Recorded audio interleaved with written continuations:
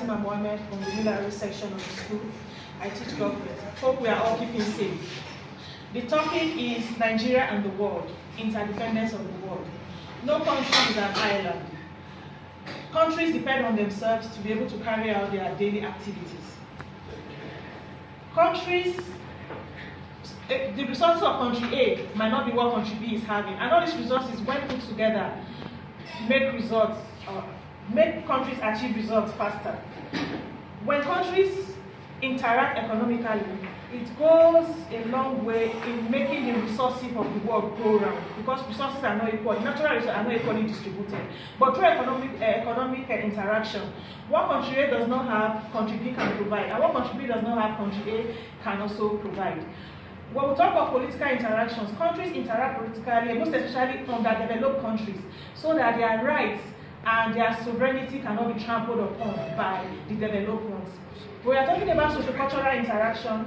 Countries interact socioculturally in order to transfer cultures, transfer traditions. Take for instance, in this world of today, our traditional mode of dressing are no longer in use. These days, we copy the lifestyle of how those from other nations dress. All this is as a result of interacting socioculturally. The main reason why nations have to interact was as a result of the negative effect of the first two major world wars. Human rights were trampled upon. Underdeveloped countries were nowhere to be found. But with these interactions, the world is going globally. Reasons for interaction. We said for economic reasons, for resources that are not distributed equally to go around, differences in climatic conditions, differences in skills and technological know-how. When you look at countries that are still struggling to be on their feet, their rates of understanding how technology works differs from countries that are already into it.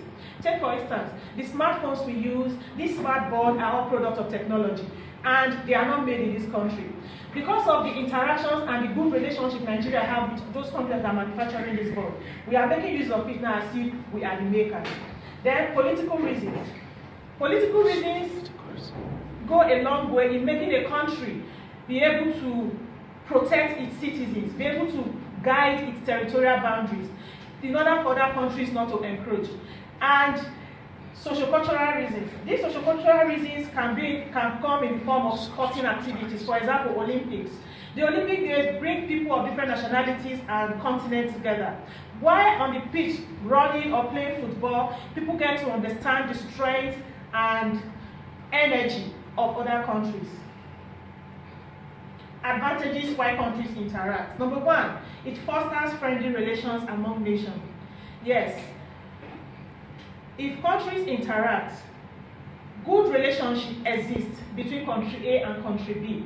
And if you look at what is happening now, the world is facing a serious problem. Let's assume there's nothing like interaction. Countries don't interact.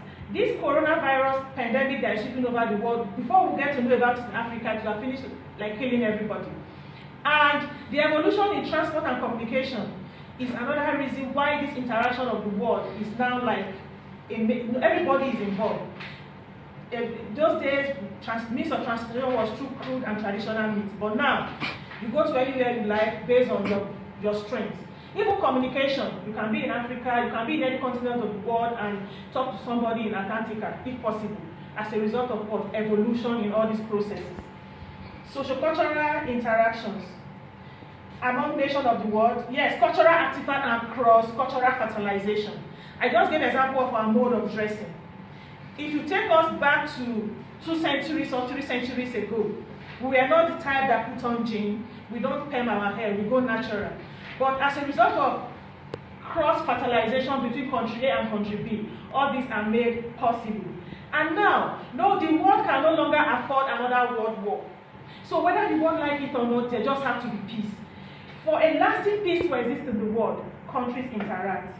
Now, through technology, transfer of technology from point A to point B is made possible because of the common understanding and ties that exist among countries of the world. Now, what are the disadvantages? It leads to dependency, number one.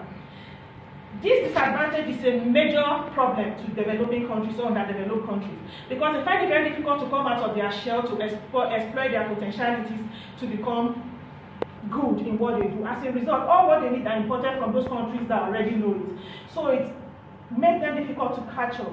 It encourages neo-colonialism and imperialism, yes. Despite the fact that a lot of countries of the world are independent, they still have to depend on their colonial masters to be able to achieve one or two things. Even the so-called natural resources that those underdeveloped countries have, they cannot turn it into anything meaningful, except they transport it or export it to those countries that have the technological know-how. Now, we have what is called, the poorer nations are always at the mercy of the richer ones. Take for instance, with this pandemic the world is facing right now. Some underdeveloped countries are waiting for advanced countries to come up with a vaccine that will be able to, curb the problem. As many countries don't interact as such, even those underdeveloped countries by now would have gone a long way to be able to fight for themselves and provide solutions, and it encourages brain drain. The other day, the President of America, Donald Trump, was encouraging people from other countries to come into America. They have free access, so that they'll come and help them fight this pandemic. It is very discouraging. Now, if you pull out those hands from their country to your country, who will not help those countries to fight the pandemic when it comes to their turn? The developed countries are using it as, because they are developed, they've already gotten to where they want to get to. It now becomes a problem for the underdeveloped nations. They find it very difficult to catch. How can you catch up when somebody that is when we have technocrats in different fields that don't practice in the country? So it encourages brain drain, and the underdeveloped countries find it very difficult to catch up. Then let's go back to like a brief summary of what we've talked about. We talked about reasons why countries interact. We said that when mutual understanding or agreement exists between countries, they are interacting. And such interaction can be through political means, economic means, or sociocultural means. And we said when countries interact economically, they are trying to make world resources go around. Then when they interact socioculturally, it's a way of diffusing cultures, making culture of a particular place be known in another area. And we gave example of the Olympics, the World Cup, and all that.